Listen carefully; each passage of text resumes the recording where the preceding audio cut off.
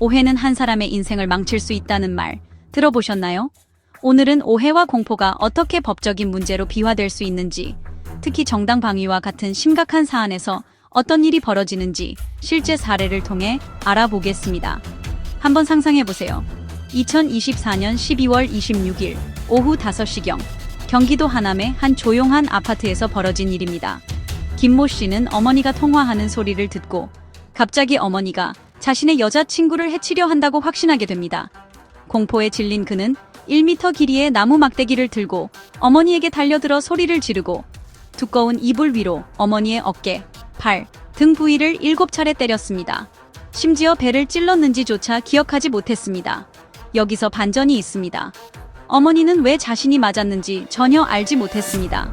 경찰에게 제가 왜 맞았는지도 모르겠어요 라고 진술했습니다. 그리고 사건이 진정된 후 김 씨는 위험한 물건을 사용한 특수폭행 혐의로 기소되었습니다. 과연 이것이 정말 폭력적인 공격이었을까요? 아니면은 끔찍하게 잘못된 오해였을까요? 이제 오상방위에 대해 이야기해볼까요? 오상방위란 자신이나 다른 사람을 보호하고 있다고 믿었지만 실제로는 착각이었던 경우를 말합니다. 예를 들어 택배 기사를 강도로 오해하고 때렸는데 알고 보니 그가 단지 음식을 배달하러 온 것이었다고 생각해보세요. 또는 김 씨의 경우처럼 그는 어머니가 끔찍한 음모를 꾸미고 있다고 진심으로 믿었지만 실제로는 그렇지 않았던 상황입니다. 여기서 흥미로운 점이 있습니다. 오상방위가 인정되면 법적으로는 범죄를 저지를 의도가 없었으며 단지 끔찍한 실수를 저지른 것으로 봅니다. 법률 용어로는 보통 과실치상으로 이어지는데 이는 폭행보다 훨씬 덜 심각한 혐의입니다. 그리고 놀라운 사실은 피해자, 이 경우 김 씨의 어머니가 처벌을 원하지 않으면 사건이 완전히 종결될 수 있다는 것입니다. 즉, 합의서를 작성하면 검사는 재판에 회부하지 않을 수도 있고 설령 재판에 넘어가더라도 법원에서 사건을 기각할 수 있습니다. 그렇다면 이런 상황에 처하게 된다면 어떻게 해야 할까요? 첫째, 피해자와 서면 합의를 하세요.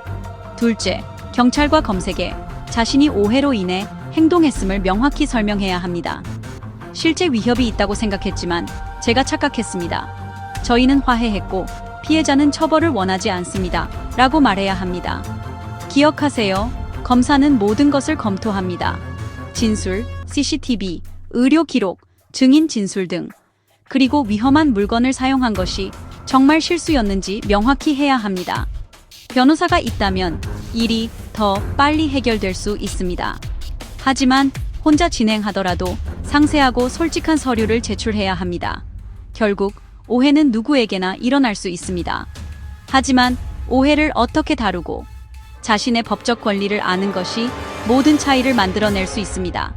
항상 안전하게, 현명하게 행동하기 전에 항상 다시 확인하세요.